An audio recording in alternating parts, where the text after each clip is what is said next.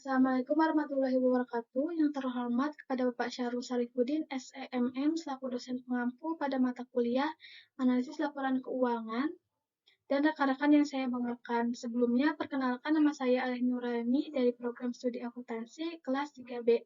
Pada kesempatan kali ini, saya ingin mempresentasikan hasil analisis laporan keuangan pada perusahaan PT Pupuk Indonesia. Namun sebelum membahas ke dalam analisis laporan keuangan, di sini saya akan membacakan terlebih dahulu profil dari PT Pupuk Indonesia. PT Pupuk Indonesia Utilitas atau PI Utilitas didirikan pada tanggal 18 Agustus 2014 sebagai perusahaan yang bergerak dalam bidang industri penghasil energi dan utilitas untuk seluruh anak perusahaan yang bernaung di dalam kelompok usaha PT Pupuk Indonesia yang bergerak di bidang industri, pupuk, dan agrokimia. Pendirian perusahaan dimaksudkan sebagai langkah untuk meningkatkan daya saing BUMN pupuk dan mengupayakan efisiensi biaya produksi pupuk oleh BUMN pupuk melalui usaha penggunaan teknologi yang ramah lingkungan dan melakukan penghematan bahan baku dan energi. Untuk pembahasan analisis, yang pertama itu ada analisis perbandingan neraca, di mana dalam analisis ini terdapat total aset, total liabilitas, total ekuitas, dan total liabilitas dan ekuitas, di mana cara perhitungannya itu total tahun kedua dikurangi dengan tahun sebelumnya. Sebagai contoh, pada total aset, pada tahun 2019 atas 2018, perhitungannya itu tahun 2019 dikurangi dengan tahun 2018 atau dikurangi dengan tahun sebelumnya.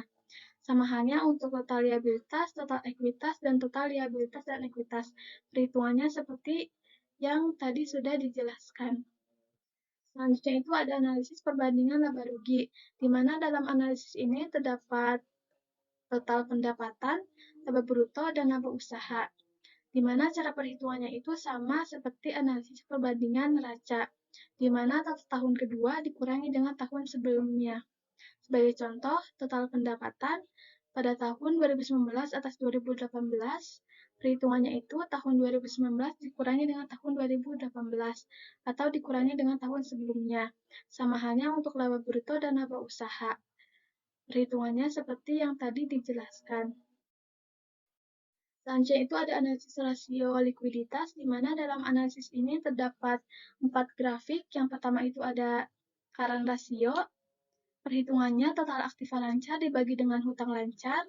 Yang kedua ada asites rasio, perhitungannya aktiva lancar dikurangi persediaan dibagi dengan hutang lancar. Yang ketiga ada cash rasio, perhitungannya kas tambah surat berharga dibagi dengan hutang lancar. Lalu yang terakhir ada working capital to total asset rasio, perhitungannya aktiva lancar dikurangi utang lancar dibagi dengan total aktiva. Selanjutnya ada analisis rasio leverage, di mana dalam analisis ini terdapat 4 grafik. Yang pertama itu total debt to total asset rasio, perhitungannya total hutang dibagi dengan total aktiva. Yang kedua itu ada total debt to total equity ratio, perhitungannya total hutang dibagi dengan ekuitas. Yang ketiga ada long term debt to total equity ratio, perhitungannya hutang jangka panjang dibagi dengan modal sendiri. Lalu yang keempat ada time interest earned ratio, perhitungannya EBIT dibagi dengan bunga hutang jangka panjang. Selanjutnya ada analisis rasio aktivitas, di mana dalam analisis ini terdapat 6 grafik. Yang pertama itu total asset turnover, perhitungannya penjualan dibagi dengan total aktiva. Yang kedua ada receivable turnover, perhitungannya penjualan dibagi dengan piutang. Yang ketiga ada average collection inventory, perhitungannya piutang dikali 360 dibagi dengan penjualan. Yang keempat ada inventory turnover, perhitungannya harga pokok persediaan dibagi dengan persediaan. Yang kelima ada average days inventory, perhitungannya persediaan dikali 360 dibagi dengan harga pokok persediaan. Lalu yang keenam ada working capital turnover, perhitungannya penjualan bersih dibagi dengan aktiva lancar dikurangi dengan hutang lancar. Selanjutnya ada analisis rasio profitabilitas, di mana dalam analisis ini terdapat 7 grafik. Yang pertama itu gross profit margin, perhitungannya laba kotor dibagi dengan penjualan. Yang kedua ada profit margin, perhitungannya EBIT dikali 100% dibagi dengan penjualan. Yang ketiga ada net profit margin, perhitungannya IAT dikali 100% dibagi dengan penjualan. Yang keempat ada operating income ratio, perhitungannya penjualan dikurangi HPP, dikurangi biaya, dibagi dengan penjualan. Yang kelima ada return of asset, perhitungannya EBI dikali 100% dibagi dengan total aktiva.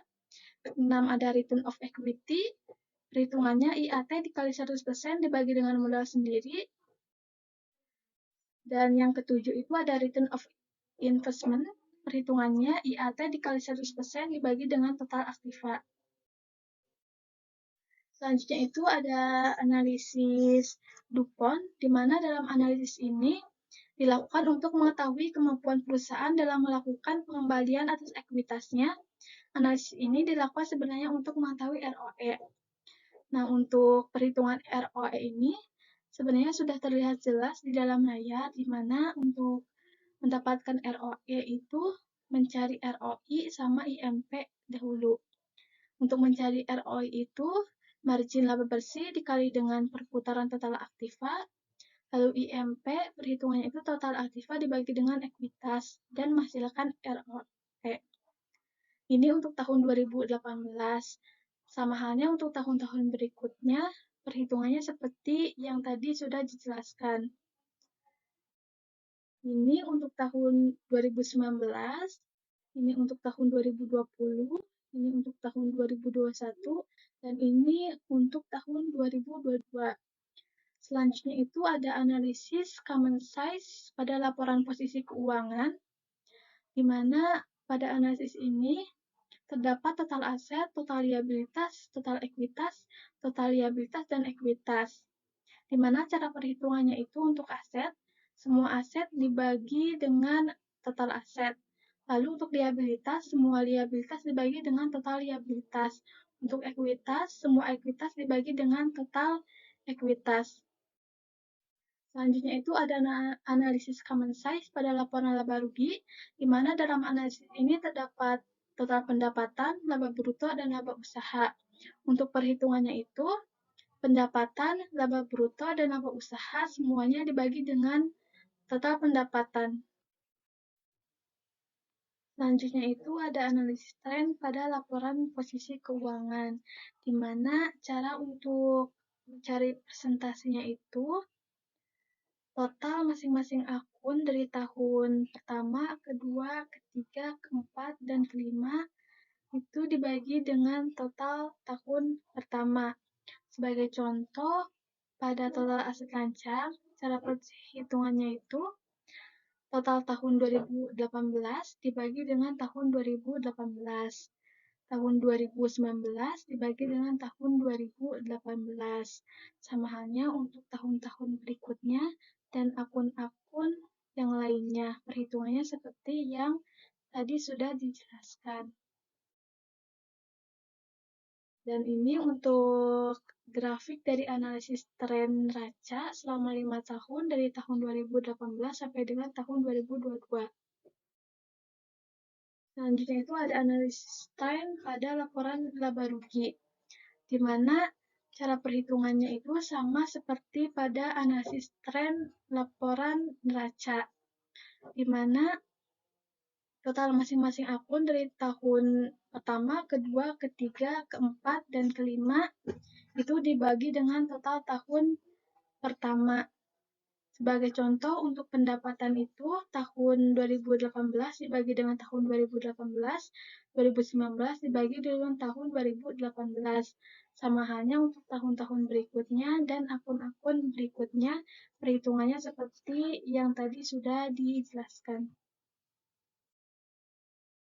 Dan ini untuk grafik dari analisis tren laba rugi selama 5 tahun dari tahun 2018 sampai dengan tahun 2022.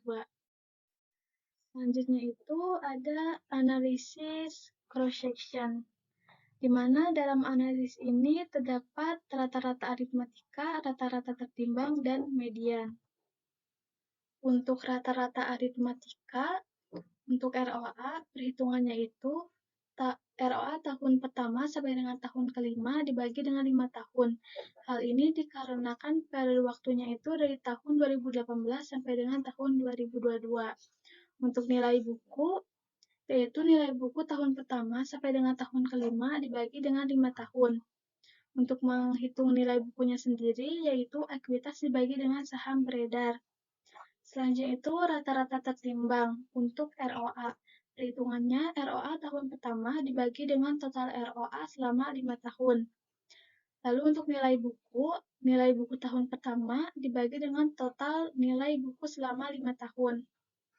Lalu untuk median itu ROA, yaitu nilai tengah dari tahun pertama sampai dengan tahun kelima. Dan untuk nilai buku sama seperti ROA, yaitu nilai tengah dari tahun pertama sampai dengan tahun kelima. Selanjutnya itu ada analisis time series, di mana dalam analisis ini adalah perbandingan ROA PT Pupuk Indonesia dan ROA Industri PT Pupuk Indonesia, merupakan perusahaan yang termasuk ke sektor basic material, subsektor basic material. Untuk mencari presentasinya dalam analisis ini, yaitu untuk ROA sendiri didapat dari ROA yang memiliki subsektor yang sama dengan ROA perusahaan pada PT Pupuk Indonesia selama 5 tahun. Dan ini untuk perbandingan grafik dari ROA PT Pupuk Indonesia dan ROA Industri selama 5 tahun dari tahun 2018 sampai dengan tahun 2022. Selanjutnya itu ada analisis sumber dan penggunaan kas, di mana cara perhitungannya itu total tahun kedua dikurangi dengan total tahun sebelumnya. Sebagai contoh, pada total aset lancar, untuk tahun 2019 atas 2018, perhitungannya itu tahun 2019 dikurangi dengan tahun 2018 atau dikurangi dengan tahun sebelumnya. Sama halnya untuk tahun-tahun berikutnya dan akun-akun berikutnya, perhitungannya seperti yang tadi sudah dijelaskan. Selanjutnya itu ada analisis sumber dan penggunaan modal kerja, di mana dalam analisis ini terdapat modal kerja kuantitatif dan kualitatif. Untuk modal kerja kuantitatif itu rumusnya yaitu dari aktiva lancar, di mana didapat dari subakun total aset lancar. Dan untuk kualitatif itu rumusnya aktiva lancar dikurangi dengan hutang lancar. Didapat dari subakun total aset lancar dikurangi dengan total liabilitas jangka pendek. Dari subakun tersebut dipindahkan ke dalam modal kerja dari tahun 2018 sampai dengan tahun 2022. Selanjutnya itu yang terakhir ada analisis break even, di mana dalam analisis ini terdapat penerimaan total, biaya tetap, biaya variabel, kontribusi margin rasio, dan break even point. Di mana untuk penerimaan total rumusnya itu penjumlahan dari akun penjualan, pendapatan keuangan, dan pendapatan operasional lain. Untuk biaya tetap, perhitungannya itu penjumlahan dari akun beban umum administrasi, biaya keuangan, dan beban pajak penghasilan. Untuk biaya variabel, yaitu didapat dari penjumlahan dari akun beban penjualan dan beban pokok pendapatan. Untuk contribution margin ratio, perhitungannya itu 1 dikurangi biaya variabel dibagi dengan penerimaan total. Untuk break even point, perhitungannya itu dari biaya tetap dibagi dengan contribution margin ratio. Untuk rata-ratanya, yaitu didapat dari rata-rata tahun 2018 sampai dengan tahun 2020. Maaf, untuk tahun 2022.